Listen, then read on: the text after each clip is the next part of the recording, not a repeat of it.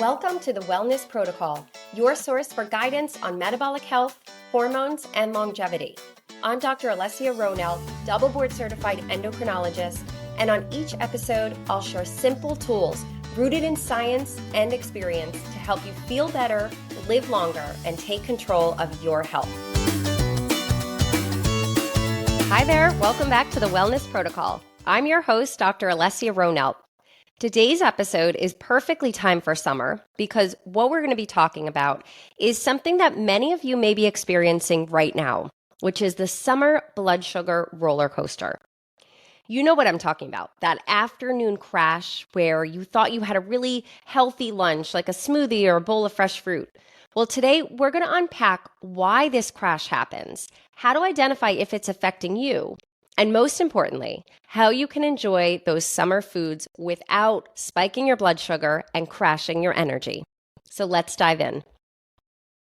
First, let's talk about why summer foods like smoothies, fruit bowls, or juices can lead to blood sugar spikes.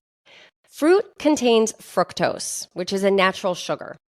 In moderate amounts, these foods can offer some pretty healthy benefits, a lot of different vitamins, fiber, antioxidants. Your gut microbiome loves fruits and vegetables. But if consumed excessively and if not balanced with protein and fat, fructose can definitely cause some rapid spikes in blood sugar, followed by a spike in insulin. Smoothies often compound this issue because when you blend fruit, it breaks down that fiber and it speeds the sugar absorption.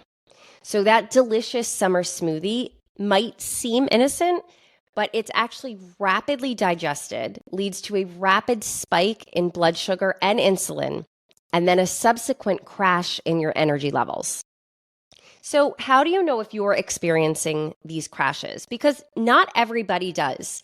These are certainly more frequent in people who are sensitive to high blood sugars or insulin spikes, or who may already have insulin resistance. Some of the common symptoms include fatigue, headaches, being very irritable, having sugar cravings shortly after you just finished a meal, or even feeling really dizzy even though you just ate. Many people will describe it as a sensation like their energy is just crashing about 1 to 2 hours after consuming fruit-heavy meals or snacks. So paying attention to your body's signals is really key. And if this sounds familiar, and if you feel like you get that kind of food coma just a couple hours after you eat, keep listening because next we're going to cover how to prevent it. So here's the good news. You don't completely need to give up these delicious summer fruits and smoothies. The trick is balance. When you combine fruit with a protein or a healthy fat like some nuts or fiber, it will slow the release of glucose or sugar, and that will reduce spikes in both blood sugar and insulin, as well as prevent this crash. So for instance, if you're going to have a smoothie, try adding some avocado or some ground chia seeds. Maybe even a scoop of protein powder if you like to use protein powder, or even some Greek yogurt. And if you love fruit bowls, definitely pairing them with some nuts, seeds, or even a nut butter that doesn't have sugar, like plain peanut butter. These combinations can keep your energy stable and your body satisfied longer. You're going to have less of a blood sugar spike and more of a slow, even release of sugar. Additionally, the timing matters. So enjoying your fruit after a meal is actually a little bit better for you than having fruit as a standalone snack. And making this little switch can make a big difference in how you feel. Making these changes can also improve your weight loss journey if that is your goal. Some of these foods that are high in sugars or fructose, when they cause that blood sugar to spike, they also cause your insulin to spike with it. And insulin is a hormone of fat storage. It is literally a signal telling your body to store fat rather than break it down.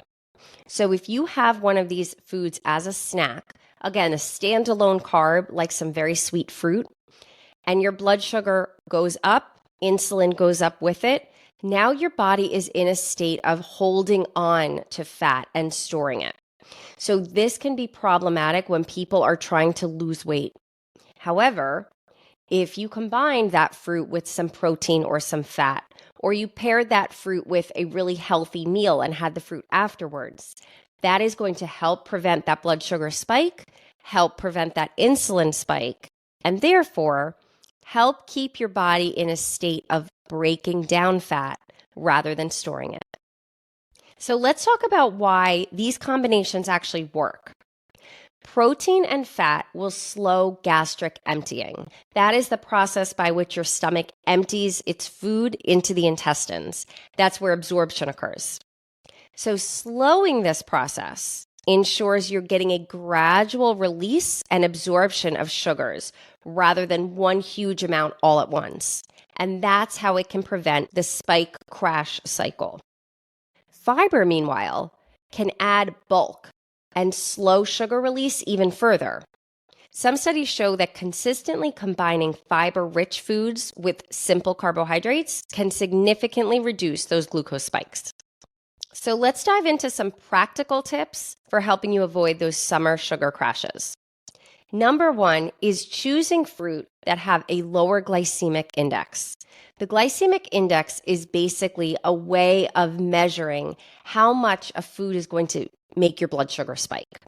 So if you choose foods that have a lower glycemic index, they are going to have less of an effect on your blood sugar. The best category for this is really berries, blueberries, strawberries, raspberries. These generally have a very low glycemic index, and they're also loaded in antioxidants.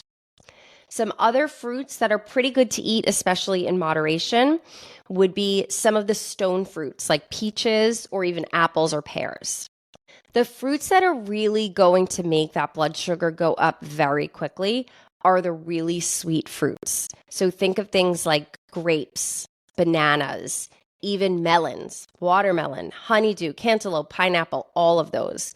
I know a lot of you may be thinking, oh, but those are the ones that I love. They're the best, they're the sweetest, the most delicious. And that's why, because they have the most sugar, and they are going to make that blood sugar go up very quickly. It doesn't mean you can't have these fruits. It just means that you should eat these fruits in smaller amounts and be cognizant of pairing them with a protein, a fat, some fiber, and things like that. Number two, try to avoid smoothies when you can. The reason smoothies really are not a great option for your metabolism is because the process of digestion starts in your mouth. It starts with a process called mastication, which is basically your teeth breaking down food. That process of chewing breaks down food so there's a greater surface area. And the more surface area there is on food, the more those digestive enzymes can start to break things down effectively. So by chewing your food and breaking it down, you're going to increase the surface area for those digestive enzymes. But even just the process of chewing sends off signals to your intestines and to your stomach to start to get ready for this food to come down. So when you're chewing your food, you are allowing that natural process of digestion to start. You are allowing for those digestive enzymes to be secreted, and you're allowing for all of the hormones in your body to get prepared for food. But when you're drinking your food in the form of a smoothie, you are completely bypassing that process of mastication, that first step in digestion. So your stomach is receiving a very large amount of food all at once and without warning. And when all of that food hits the stomach all at once without warning, your body is not ready to process it yet, and you're not going to be digesting that food as well. So although smoothies are okay in moderation every once in a while, I would not think of them as the healthiest option for a meal or even a snack. But certainly they can be enjoyed from time to time. And number three, stay hydrated. Water also helps to regulate your blood sugar. Remember that the average person should be drinking at least half of their body weight in pounds of ounces of water a day. For instance, if you weigh 100 pounds, you should be drinking at least 50 ounces of water a day. And taking a quick walk after a high-carb snack can definitely help to lower that blood sugar quickly. If you're not able to walk because it's too hot outside or you physically just can't, doing any type of activity is going to be helpful. So even doing some squats in your kitchen can be beneficial for your blood sugar. Now I want to answer some common listener questions that I've been getting. One listener asked, is fresh fruit juice better than smoothies?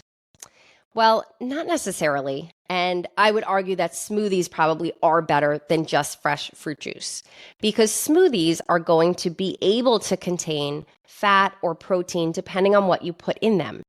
So if you add a little bit of avocado, you're adding some really healthy fat. If you add those chia seeds, you're adding some protein. If you put a protein powder in there, you're adding protein. So you're able to be drinking a substance that has more protein and fat than just carbs. If you're drinking fresh fruit juice, it is really only going to be containing fructose or carbs. So you're not going to get that added benefit of the protein or fat. Also, even though fruit juice, when it's fresh, is really amazing and delicious, you're actually removing the fiber that the fruit contains. And when you don't have that fiber, blood sugar is going to spike faster. So for instance, it is absolutely better to eat an orange versus drinking a glass of orange juice. So stick to whole fruit and maybe some smoothies where you can add in some healthy fat or protein to maintain the balance. My motto is real food and whole foods are always the best. And finally, another listener asked, what about frozen fruits? So that's a great question, and I think this certainly applies during times of the year when we don't have access to fresh fruits like berries. Frozen fruits can actually be a great source of nutrition, and sometimes the frozen blueberries or wild blueberries actually can be healthier for you and packed with more antioxidants than regular fresh blueberries. So this is a wonderful option. Again, especially if you're making a smoothie, you're trying to make it cold, adding some frozen fruit is a great idea instead of ice. This is really a great way to get in those excellent fruit sources throughout the year and sometimes at a better cost. So that's it for today's episode on managing your summer blood sugar roller coaster. Remember, balancing fruits with protein, fat, and fiber can help keep your energy stable, reduce cravings, and enhance your overall wellness. If you found today's episode helpful, please share it, subscribe, leave a review. Your support helps grow our wellness community. Thank you so much for listening, and I'll see you next week on the Wellness Protocol. Until then, stay healthy and balanced.